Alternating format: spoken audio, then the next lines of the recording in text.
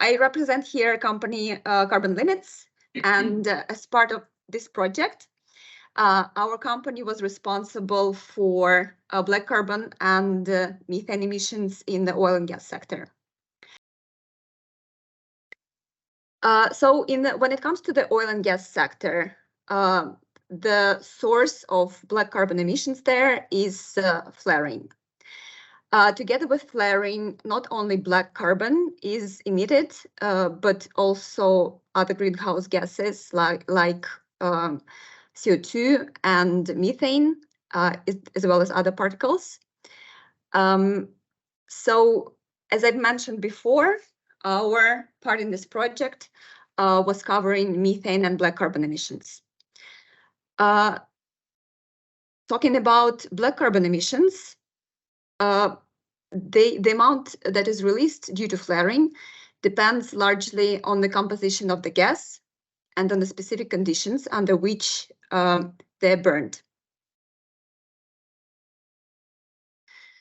Unfortunately, I was not able to find data on the amount of black carbon that is released due to flaring. But a couple of years ago, we did the review of the emission factors that exist for black carbon emissions. Here you can see different emission factors. They depend on the country, depend on the approach that is used for calculating black carbon emissions. And on the vertical axis, you can see mass of black carbon per mass of total gas flared.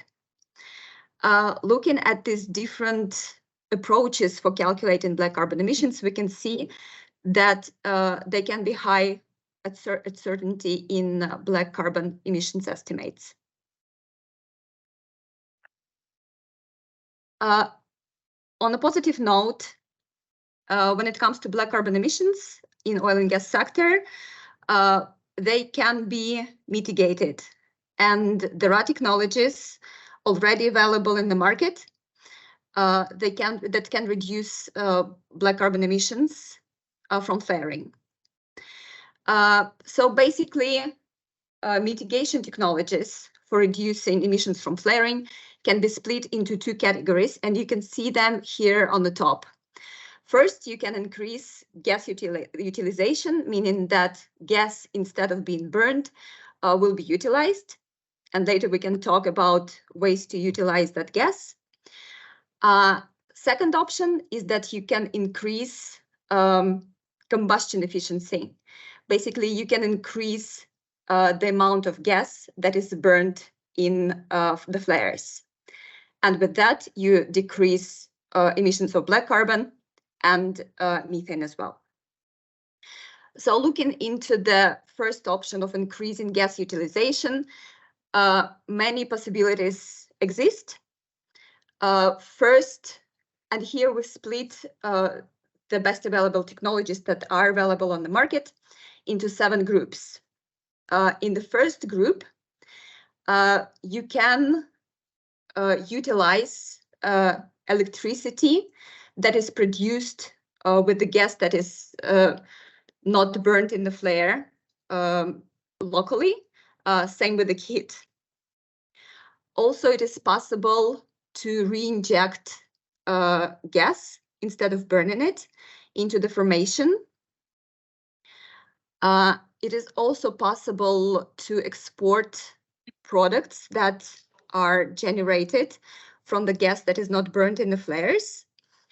And here you can export the gas that is recovered and not burned in pipelines. You can transfer it into compressed natural gas or to LNG. Also, it is possible to produce liquid hydrocarbon products that can be further sold to the market. Also, it is possible to generate electricity on site and also sell it to the consumers. Of course, it's the matter of having the infrastructure for doing that. It is also possible to produce natural gas liquids. And when it comes to optimizing the combustion conditions, if operators install knockout drums, they can reduce heavy components in gas, and that way the combustion efficiency in the flares will be higher. So less black carbon emissions and methane emissions will be sent to the atmosphere. Also, combustion efficiency can be increased by changing flare tips and maximizing flare ignition. So we don't have this cold flaring. It is called when gas is just emitted to the atmosphere when ignition of the gas has not started on the flare.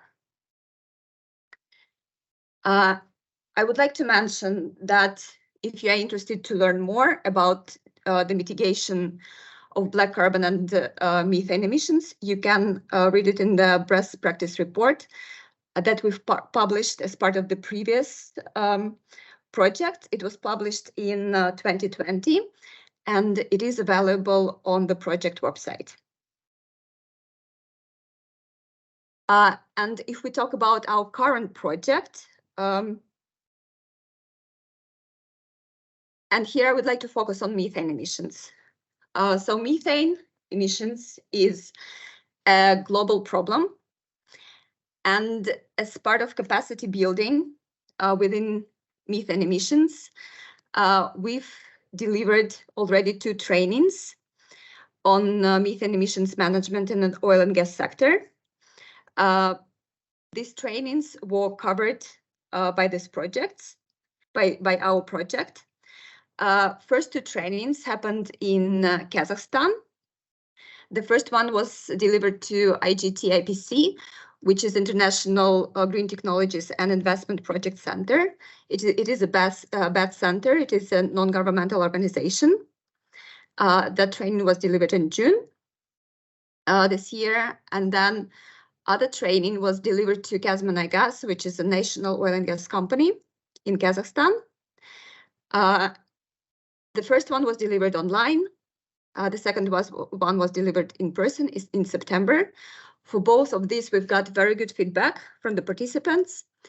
And we continue to be in dialogue with them to support them. And we see that participants did implement some of the knowledge that they gained in the training in their current work. The next training is actually why I'm here in Tashkent now. This training will be delivered on Monday and Tuesday next week, and it will be for Uzbekneftgaz, which is a national oil company here. And the training will be about inventorization of methane emissions for the company. And I think that's all I had for today. If you have any questions, I will be happy to answer.